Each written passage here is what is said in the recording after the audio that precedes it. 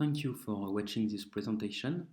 My name is Loïc Hudonec from DGAMI, the French Department of Defense, and this work has been done in collaboration with Code Strabelsi from CEA, the French Department of Energy, and there are some fundings from European project M2DC on microserver architectures. In this work, we are reporting on the experiments we have conducted using a software distributed shared memory, MPI on ZeroMQ, in the context of deploying an application over distributed heterogeneous computing resources. Power consumption is now a major constraint alongside computing performance. It is obvious for embedded systems, but we can see that in HPC it's important too. For example, if we consider the green 500 list, now there are many machines in which the power consumption is taken into account.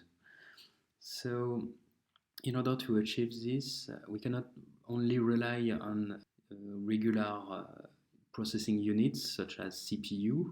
Now there are many other processing units such as many core, GPGPU, FPGA, DPU for deep learning. All these processing elements are introduced for specific tasks and specific power consumption constraints. And this allows to find a trade-off between computing performance and power consumption. Heterogeneous hardware comes with different characteristics. There are specific programming interface for each type of processing element. For example, it is a different programming interface when you are programming a GPU than when you are programming an FPGA. These architectures also are distributed, which makes them difficult to program. And in that sense, one important effort that is actually made is to ease the programmability of such architectures, providing an abstraction of all these processing elements and provide mechanisms for task and shared data management.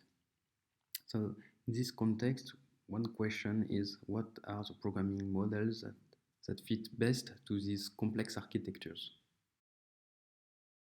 The message passing programming model is very popular in HPC. It targets computing performance. However, the data management is exposed to the developer, which is quite difficult to implement in some cases. Another programming model is Dataflow Workflow. It's quite popular in signal processing and embedded computing. It manages all communications at the runtime level. However, it requires to write the application using a specific language, which is not acceptable for some applications. Finally, the distributed shared memory provides a high-level abstraction of the distributed architectures. It is a convenient POSIX-like programming model, and there is a renewal of interest for distributed shared memory since the evolution of high-speed networks. Unfortunately, DSM systems have not been really used in HPC architectures because it is a common understanding that it offers poor performances compared to message passing. However, the recent developments in high-speed networks allows to provide efficient access to remote memories, remote accelerators. And what we can see on the table below is that a few years ago, some DSM systems started to compete with message passing systems. However, all this work have been conducted on homogeneous clusters, unlike this work where we tackle the problem of heterogeneous computing. Therefore, the question is now, how does DSM handle heterogeneity compared to message passing?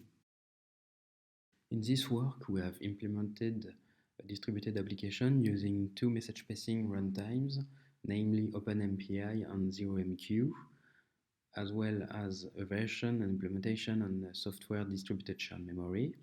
We have deployed this application and its implementations over a distributed heterogeneous platform, and we report on performance and how the middlewares cope with heterogeneity. We use a parallel video processing application in which video frames are distributed onto a set of processing tasks, and we use the exact same code for the three implementations, OpenMPI, ZeroMQ, and SDSM, except all data management that is specialized for the different communication runtimes. And we evaluate the three implementations using three video samples of different sizes, HD, UHD1, and UHD2.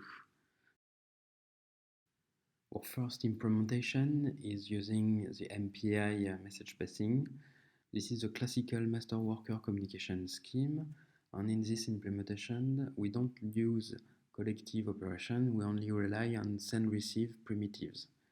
There are three implementations using MPI. This implementation starts with a naive implementation and up to a more complex involving multiple buffers.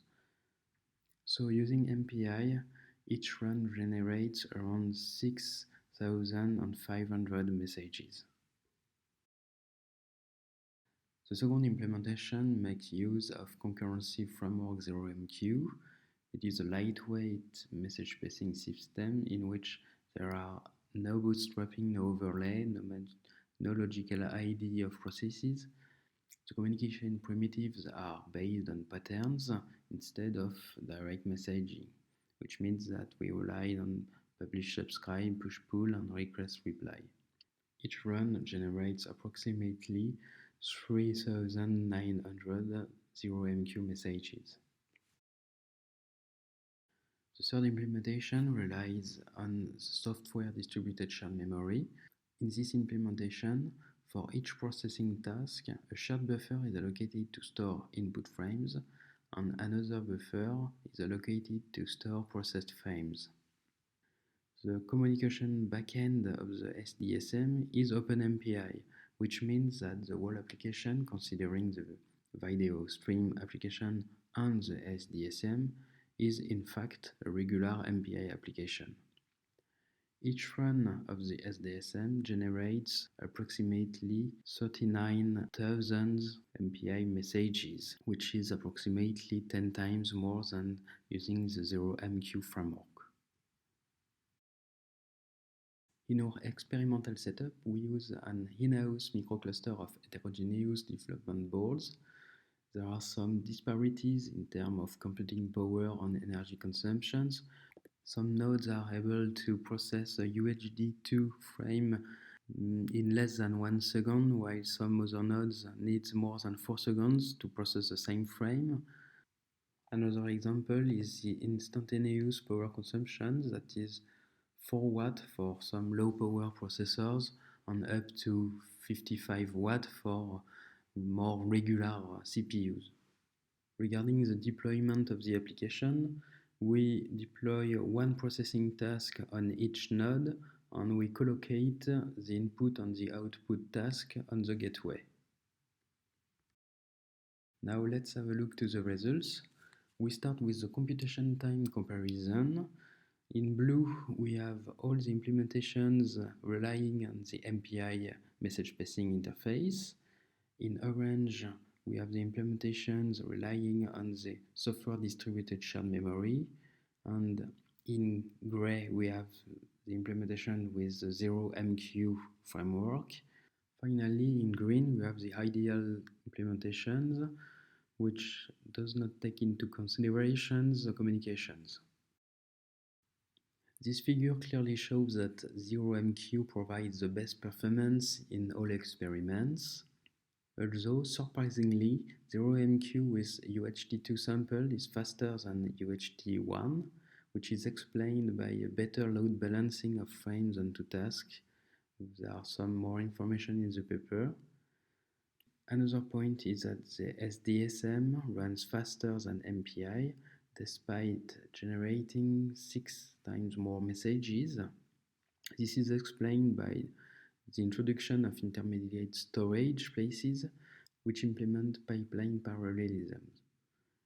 Finally, for the small HD and UHD1 samples, the SDSM performance is close to 0MQ despite generating 10 times more messages. This figure shows the cumulative processing time and the cumulative waiting time for the three best implementations of MPI, SDSM, and 0MQ. The numbers on top of the bars is the processing time divided by the waiting time.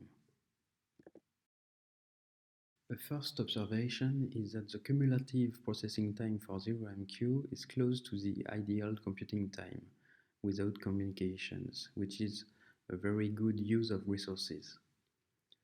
Another result is that the cumulative waiting time for SDSM using small samples HD and UHD1 are smaller than for 0MQ, which means that data are delivered to the processing task in a more efficient way. However, the cumulative processing time for SDSM is greater than for 0MQ, which means that the nodes are slowing down due to communications or cache issues. And these problems with communication and cache issues also explain the poor performance of the MPI implementations. To conclude this work, DSM provides a convenient programming model to unify distributed heterogeneous computing resources. This usually comes with a performance overhead compared to message passing. However, what we have seen is that this overhead is getting smaller as the hardware is becoming more complex and that the hardware provides mechanisms to handle better latencies. DSM introduces some intelligence in shared data management, for example through intermediate storage places, and these places avoids to overload computing nodes, resulting in better memory management and better performances.